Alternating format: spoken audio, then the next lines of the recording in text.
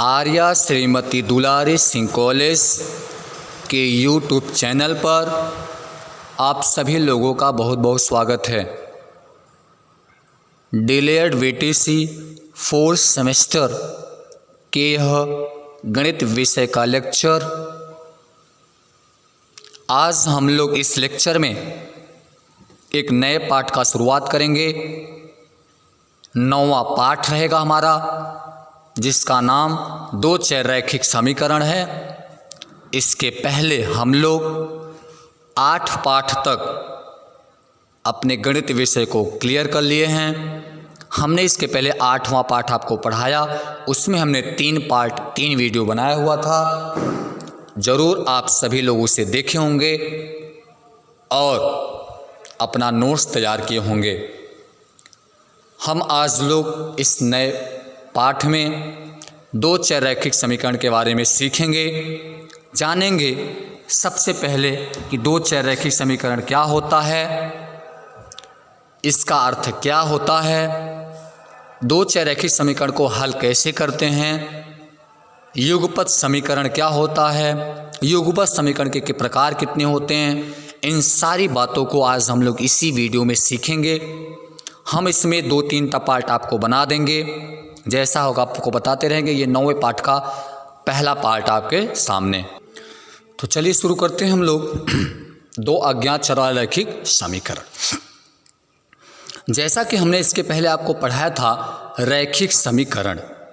रैखिक समीकरण क्या होता है, हमने इसके बारे में डिटेल्स अध्ययन किए और आप लोग भी इसके पहले 2nd और 3rd सेमेस्टर दोनों में भी इसको अध्ययन कर चुके हैं। हम लोग आज दो अज्ञात अर्थात दो चर वाले रैखिक समीकरण में सुनेंगे। तो रैखिक समीकरण एक ऐसा समीकरण होता है जिसमें जो चर का प्रयुक्त किया जाए उसका घात हमेशा 1 होना चाहिए। यदि हम एक चर को प्रयोग करते हैं तो वो एक चररैखिक समीकरण होगा, और यदि हम उस समीकरण में दो चर का प्रयोग करें तो हम लोग उससे दो चर रैखिक समीकरण कहते हैं। दो चर रैखिक समीकरण में दो अज्ञात पदों को सम्मिलित करके साथ में उसमें हम लोग समता सूचक चिन्ह लगाकर समीकरण बनाते हैं। अर्थात जो हमारा दो अज्ञात चर रैखिक समीकरण होता है, एक ऐसा रैखिक समीकरण जिसमें दो चर प्रयोग हों और दोनों चरों का अधिकतम घात 1 होना चाहिए। ऐसे समीकरण को हम लोग रैखिक समीकरण कहते हैं। चलिए जान लेते हैं युगपत समीकरण क्या है, चूंकि हमारा टॉपिक यहीं से शुरू होने वाला है। युगपत समीकरण से आशय बराबर दो अज्ञात चर वाले रैखिक समीकरण a1x b1y प्लस c1 बराबर 0 और a2x plus b2y plus c2 बराबर 0 में x और y दो अज्ञात चर हैं, इसलिए इन्हें हम लोग युगपत समीकरण कहते हैं। युगपत समीकरण का सही अर्थ जो होता है वो एक साथ साथ होता है, अर्थात मतलब दो चरों को साथ साथ रहना आपका ये युगपत समीकरण कहलाता है। युगपत समीकरण में इसमें हमेशा आपको जो दिया रहेगा वो आपका a1x plus b1y plus c1 बराबर 0, a2x b2y प्लस c2 बराबर 0। इस तरीके से आपको दो चरों को दिया रहेगा, दो समीकरण दिया रहेगा, और इन दोनों समीकरण में आपने देखा दो अज्ञात चर, एक x और एक y, एक x और एक y दोनों को सम्मिलित किया गया है, इसीलिए हम लोग इसे दो अज्ञात चर वाला समीकरण कहते हैं। अब हमें इसमें दो समीकरण दे देगा और उसमें दो चर लगा करके और हमसे पूछेगा कि इन दोनों चरों में जो अज्ञात राशि जैसे x y लगे हुए हैं इनका मान बताइए। तो हम चलते हैं कि अगर युगपत समीकरण आ जाता है तो हम लोग उससे x और y का मान किस तरीके से निकालेंगे। तो युगपत समीकरण को हल करने की विधियां दो प्रकार की होती हैं। आप याद कर लीजिए कि किसी भी युगपत समीकरण को अगर आपको दो युगपत समीकरण दिया हुआ है तो उन दोनों युगपत समीकरण को हल करने की दो विधियां हैं। पहला आपका है विलोपन विधि और दूसरा आपका है प्रतिस्थापन विधि। अर्थात विलोपन विधि और प्रतिस्थापन विधि ये दो विधियां हैं जिनकी सहायता से हम किसी भी युगपत समीकरण को हल कर सकते हैं। आपको बता दें उत्तर दोनों में x और y का जो भी उत्तर आएगा दोनों विधियों में वही उत्तर आता है, बशर्ते इनके हल करने की जो विधि होती है वो अलग अलग होती है। तो युगपत समीकरण हल करने की दो विधियां विलोपन विधि और प्रतिस्थापन विधि। तो चलिए सीख लेते हैं हम लोग कि विलोपन विधि क्या है, इसमें हम लोग कैसे समीकरण को हल करते हैं, इन सारी बातों को सीखते हैं। विलोपन विधि में हम दोनों समीकरण में किसी एक अज्ञात पद के गुणांक को बराबर करते हैं। जैसे x है तो दोनों में x का गुणांक, y है तो दोनों में y के गुणांक किसी एक के गुणांक को बराबर करते हैं और बराबर करके हम उसे घटा करके या जोड़ करके इन दोनों में से किसी तरीके से एक अज्ञात पद को हटाते हैं, अर्थात उसे कटा देते हैं, विभाजित करवा देते हैं। अब जब एक चर आपका हट जाएगा तो दूसरे चर का मान आराम से निकाल करके फिर आप जो दूसरा आपका शेष चर बचेगा उसका मान आसानी से निकाल लेंगे। लेकिन कभी कभी ऐसा समीकरण दे देता है जिसमें दोनों के गुणांक अलग अलग होते हैं। ऐसी स्थिति में आपको दोनों में से चाहे x वाले को x से या y वाले को y में से किसी एक को गुणांक के बराबर करने के लिए आपको किसी संख्या से गुणा करना पड़ेगा और आप उसका आपस में गुणा करके गुणांक को बराबर करके आप उसे जोड़ या घटा करके उसे हल कर सकते हैं। चलिए आइए उदाहरण ले लेते हैं। उदाहरण के जरिए हम लोग विलोपन विधि को समझते हैं, विलोपन विधि से कैसे हल करते हैं, जिससे आपका कन्फ्यूजन दूर हो जाए। चलिए एक उदाहरण आपके सामने प्रस्तुत रहा। उदाहरण में आपको दिया गया है x प्लस वाई बराबर 14 और 2x माइनस वाई बराबर 16। तो x और y का मान बताइए। अब आप क्या करेंगे, जो पहला समीकरण दिया रहेगा उसे समीकरण 1 मानेंगे और जो दूसरा रहेगा आप उसे समीकरण 2 मानेंगे। और आप फिर क्या करेंगे, आगे स्टेप में देखेंगे x के गुणांक को देखिए, यहाँ पे x गुणांक 2 है और यहाँ पे x गुणांक 1 है। ये दोनों गुणांक बराबर नहीं है। तो देखिए यहाँ पे y का गुणांक y में यहाँ 1 मान सकते हैं, यहाँ भी y पे 1 मान सकते हैं। अर्थात आपने देखा दोनों के गुणांक बराबर हैं। जब दोनों के गुणांक बराबर हैं तो हमें ये हल करने में, y के गुणांक को हल करने में सरलता है। इसलिए हम क्या करेंगे, हम ये प्लस में है और ये माइनस में है, और प्लस और माइनस तभी ख़त्म होगा जब हम इन्हें जोड़ेंगे। तो हम क्या करते हैं, 1 और 2 को आपस में जोड़ देते हैं। जब 1 और 2 को समीकरण को आपस में जोड़ेंगे तो जोड़ने पर क्या होगा, देखिए ये प्लस में है और ये भी प्लस में है, तो ये 2x और 1x आपस में जुड़ जाएगा, अर्थात हमारा ये 3x आ जाएगा। और ये प्लस y माइनस y आपका एक दूसरे से कट जाएगा, क्योंकि जब आप इसे जोड़ेंगे तो ये प्लस में y माइनस में y जुड़ कट करके आपस में 0 हो जाएगा। अब बराबर आपका इधर आ जाएगा 14 और 16, क्योंकि आप जोड़ रहे हैं तो बाएं पक्ष को बाएं पक्ष से जोड़ेंगे और दाएं पक्ष को दाएं पक्ष से जोड़ेंगे। तो 14 16 आपका 30 हो जाएगा। अब यहाँ से आपको x का वैल्यू निकालना है। तो इस x का जब वैल्यू निकालेंगे, इस 3 का पक्षांतर कर दीजिए। तो जब इस 3 को आप उधर भेजेंगे तो ये 30/3 हो जाएगा, और 30/3, 3 दहम्मा 30, ये आपका x का वैल्यू आ गया। यहाँ से x का मान आपका 10 आ गया। अब देखा आपने हमारा एक चर अर्थात x का मान निकल गया। अब आपका बचा जो दूसरा चर है वो y है। अब क्या करेंगे, आप इस x के मान को पकड़िए, उठाइए, और इस x के मान को चाहे समीकरण 1 में रख दीजिए और चाहे आप समीकरण 2 रख दीजिए, दोनों मान वही आएगा। आप क्या करेंगे, अब समीकरण 1 में देखिए, समीकरण 1 में x का मान रखने पर देखिए, ये जो आपने x बराबर यहाँ से 10 निकाला है, इस x बराबर 10 को पकड़िए और 1 में रख दीजिए जहाँ पर x है।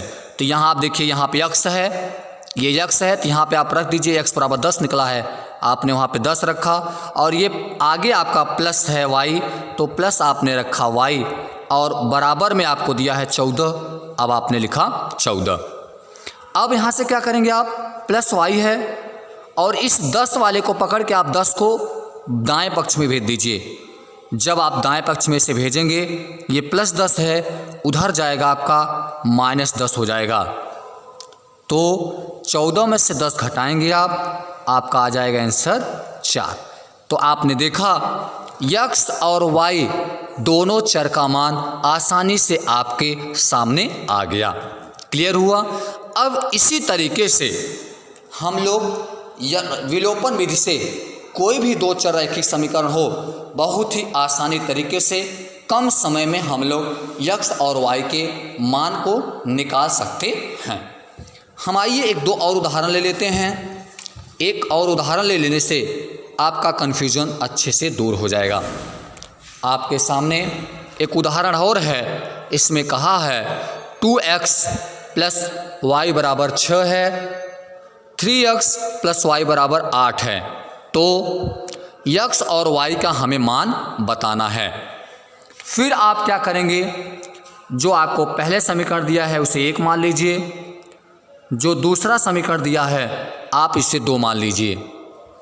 अब आपको गुणांक देखना है।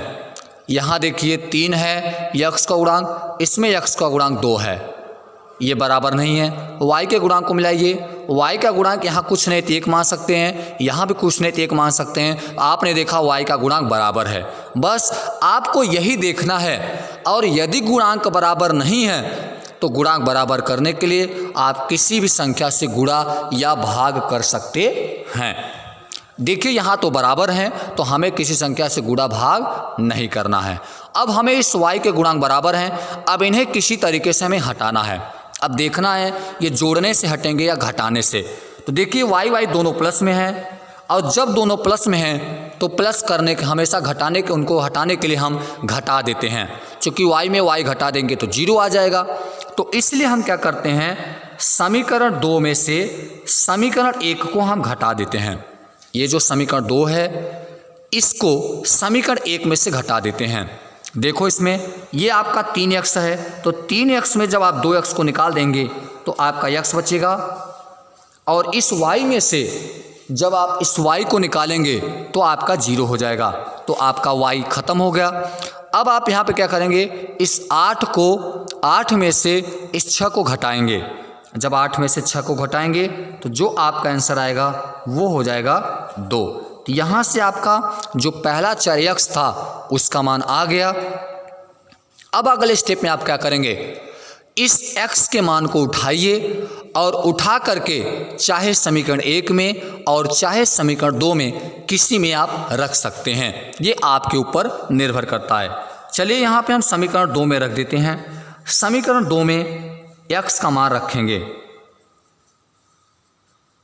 चलो, तो यहाँ पे x बराबर 2 है, तो ये जो x बराबर आपका 2 आया है, इस x बराबर 2 को समीकरण 2 में रख रहे हैं। तो समीकरण 2 आपका 3x + y = 8 है, इसमें जहाँ x है वहाँ पे 2 रखिए। तो यहाँ से देखिए 3x है, तो 3 और x के बीच में गुणा का चिन्ह है, तो यहाँ पे आप 3 रखेंगे गुणे x रखेंगे तो x का मान 2 प्लस y है, तो y आपने रखा बराबर 8 हो गया, 3 दूनी 6 हो गया, प्लस y बराबर 8 हो गया। और यहाँ से जब आप y बराबर निकालेंगे तो इस जो प्लस 6 है आप इसको दाएं पक्ष में भेज दीजिए, तो जैसे दाएं पक्ष में जाएगा ये माइनस के साथ हो जाएगा। y बराबर 8 में से 6 चला जाएगा, तो 8 में से 6 गया 2। इस तरीके से आपके दोनों चर का मान आ गया, अर्थात यहाँ से x बराबर 2 और y बराबर 2, दोनों अज्ञात चरों का मान आ गया। हम आशा है आप समझ रहे होंगे। इस तरीके से बहुत सारा सवाल, बहुत ज़्यादा सवाल इस पर आधारित होते हैं और आसानी से आप उनको बहुत सरल तरीके से हल कर सकते हैं। आइए अगला एक और सवाल ले लेते हैं। ये सवाल आपके लिए लास्ट सवाल है, बहुत ही अच्छा सवाल, आपका जो भी इसमें कन्फ्यूजन होगा आप दूर हो जाएगा। देखिए सवाल आपको दिया है, ये दिया है x प्लस वाई बराबर 9 और ये दिया है 2x प्लस 3y बराबर 11। तो आप क्या करेंगे, पहले को 1 मान लीजिए समीकरण, दूसरे को समीकरण 2 मान लीजिए। अब हम क्या करेंगे अगले स्टेप में, दोनों के गुणांक को तुलना करते हैं किसका गुणांक बराबर है या नहीं। तो इसमें x का गुणांक 2 है तो इसमें x गुणांक कुछ नहीं है, 1 मान सकते हैं। इसमें y का गुणांक 3 है तो इसमें y का गुणांक 1 है। तो आपने देखा दोनों में किसी के गुणांक मान बराबर नहीं है। अब क्या करना पड़ेगा, अब आपको गुणांक बराबर करना है। इसके लिए आप किसी भी संख्या से गुणा या भाग आसानी से कर सकते हैं, ये आपके ऊपर निर्भर करता है। तो हम क्या करते हैं, समीकरण 1 में देखिए यहाँ पे x है और समीकरण 2 में x का गुणांक 2 है। तो हम समीकरण 1 में भी 2 लाने के लिए क्या करते हैं, 1 में हम 2 से गुणा कर देते हैं। जो हमारा समीकरण 1 है उस समीकरण 1 में हम 2 से गुणा कर देते हैं। तो समीकरण 1 रहा आपका x प्लस वाई बराबर 2। अब आप जब इसमें 2 से गुणा करेंगे तो इसके दोनों पक्षों में 2 से गुणा हो जाएगा। तो यहाँ 2 से गुणा करेंगे तो 2x हो जाएगा, प्लस आप इसमें 2 से गुणा करेंगे तो 2y हो जाएगा और वहाँ गुणा करेंगे 18 हो जाएगा। अब ये आपका एक नया समीकरण बनेगा, जो समीकरण हम 3 मान लेते हैं। क्लियर। अब हमने समीकरण जब 3 मान लिया, अब आपको क्या करना है, देखिए अब आपको एक आप समीकरण भूल जाइए, क्योंकि आपने 1 में गुणा कर दिया, वो समीकरण 3 बन गया। अब 2 और 3 का तुलना कीजिए, तो 2 और 3 में देखिए आपका x का गुणांक बराबर हो गया। समीकरण 2 में x गुणांक 2x है और समीकरण 3 में भी x गुणांक 2 है, तो दोनों बराबर हो गए। अब क्या करेंगे आप, समीकरण 3 में से समीकरण 2 को घटाइए। जब आप समीकरण 3 में से 2 को घटाएंगे तो आपका जो 2x में से 2x है खत्म हो जाएगा, अर्थात एक चर जो है आपका खत्म हो गया। अब ये आपका 2y है और वो आपका 3y है। अब आप 2y में से 3y को घटाएंगे तो -y आ जाएगा, और 18 में से 11 घटाएंगे तो आप 18 में से 11 घटाएंगे तो वो आपका आ जाएगा 7। अब आप यहाँ से y को माइनस को उधर भेज दीजिए, y बराबर -7, ये आपके दिए हुए सवाल का आंसर है। क्लियर हुआ। अब आपका y का वैल्यू आ गया एक चर। अब आपका बचा हुआ दूसरा जो चर है वो x है। अब आप इस y के वैल्यू को उठा करके समीकरण 1 में या समीकरण 2 में किसी में भी रख सकते हैं। तो चलिए यहाँ हम समीकरण 1 में रख देते हैं। अब आप क्या करेंगे, समीकरण 1 में जहाँ पर y है वहाँ पर आपको y का स्थान पे 7 रखना है। ये रहा आपका x और ये आपका रहा प्लस और प्लस, अब ये आपका रहा y।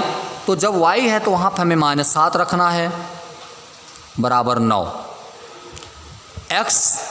अब इस -7 को आप दाएं पक्ष में भेजेंगे तो ये -7 दाएं पक्ष में जाएगा तो +7 हो जाएगा। अब x बराबर 9 और 7 16 हो गया। अब x बराबर जो आपका 16 आया है, यही x बराबर 16 आपके दिए हुए सवाल का आंसर है। इस तरीके से आपका देखिए x और y दोनों चरों का मान आसानी से आप सभी के सामने आ गया और ज़रूर आपको समझ में भी आया होगा। इसी तरीके से बहुत सारे जितने भी आपको जितने कठिन से कठिन या चाहे जितने भी रैखिक समीकरण, दो अज्ञात चर वाले रैखिक समीकरण को दिया जाए तो आसानी से आप इसी विधि से हल कर सकते हैं। आपके लिए यहाँ से हम दो दे देते हैं आप सभी के लिए, ये आप होमवर्क मान लीजिए।